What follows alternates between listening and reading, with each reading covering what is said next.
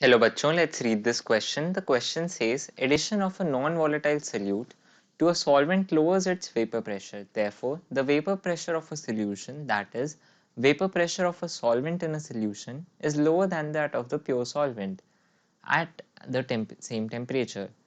A higher temperature is needed to raise the vapor pressure up to 1 atmosphere pressure when boiling point is attained.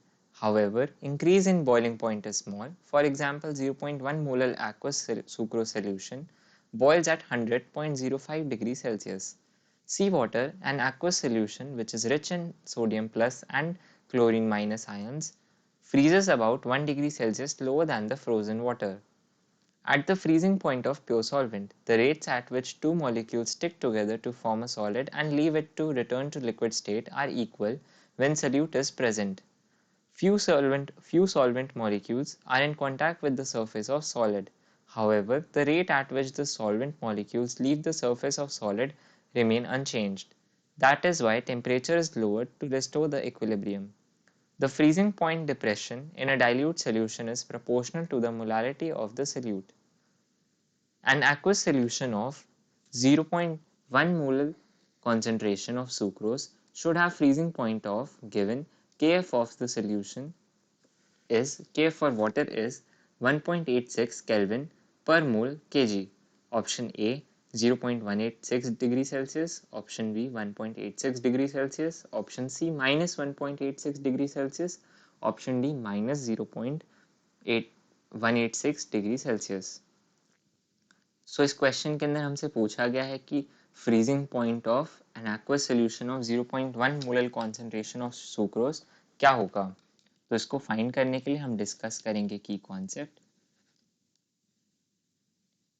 Concept पे हम पढ़ेंगे formula for depression in freezing point.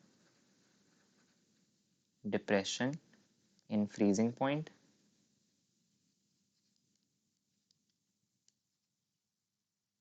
तो depression in freezing point का जो formula होता है वो होता है delta T F is equal to K F, यानी कि जो हमारा यहाँ पे क्रायोस्कोपिक कांस्टेंट होता है मल्टीप्लाइड बाय मोलालिटी। तो यहाँ पे K F is equal to ebullioscopic constant is equal to cryoscopic constant. K F हमारा होता है cryoscopic constant,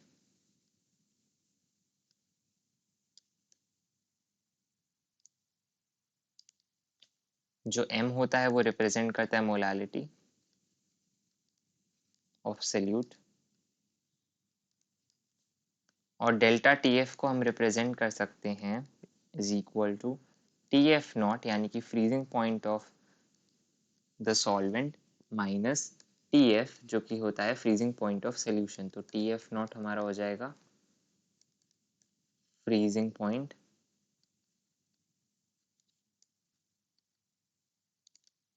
of pure solvent,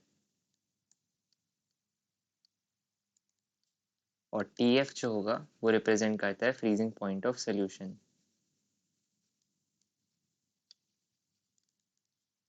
of solution. अब हम सॉल्व करेंगे और वैल्यू फाइंड आउट करेंगे। तो जो freezing point of pure solvent, जो कि इस केस में वाटर होता है, ऑफ वाटर, वो होता है 0 डिग्री सेल्सियस, जिसको हम लिख सकते हैं 273 केल्विन के बराबर। नेक्स्ट स्टेप के अंदर हम डेल्टा टी एफ की वैल्यू फाइंड करेंगे। तो delta T F is equal to K F multiplied by M. K F की वैल्यू हमें गिवन है 1.86, एम की वैल्यू हमारे पास 0.1 है। तो डेल्टा टी एफ की वैल्यू यहाँ से हमें मिल गई 0.186 केल्विन। अब इस केल्विन के अंदर हमारे पास अगर वैल्यू गिवन है तो उसे हमें डिग्री सेल्सियस में कन्वर्ट करना है। तो इसको डिग्री सेल्सियस में कन्वर्ट करने के लिए सबसे और हमें निकालना है freezing point of the solution.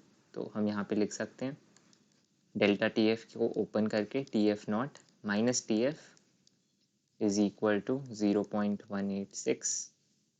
T F naught की वैल्यू हो जाएगी 273 kelvin minus T F is equal to 0.186। T F की वैल्यू हो जाएगी is equal to, T F हमारा राइट हैंड साइड पे चले जाएगा, तो T F would be equal to 273 minus 0.186 kelvin. लेकिन अगर हम क्वेश्चन के अंदर देखें तो सारे ऑप्शंस हमें डिग्री सेल्सियस में गिवन है। तो केल्विन को अगेन डिग्री सेल्सियस में कन्वर्ट करने के लिए हम उसके अंदर से 273 सब्ट्रैक्ट कर देंगे। तो TF is equal to 273 minus 0.186 minus 273 degree Celsius हो जाएगा।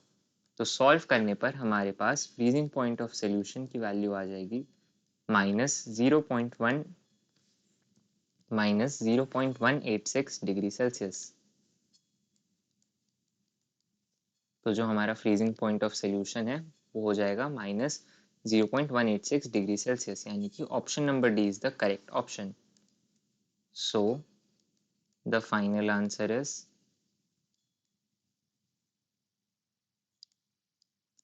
freezing point of solution is TF is equal to minus 0.186 degree Celsius. I hope you understood it well. Best of luck.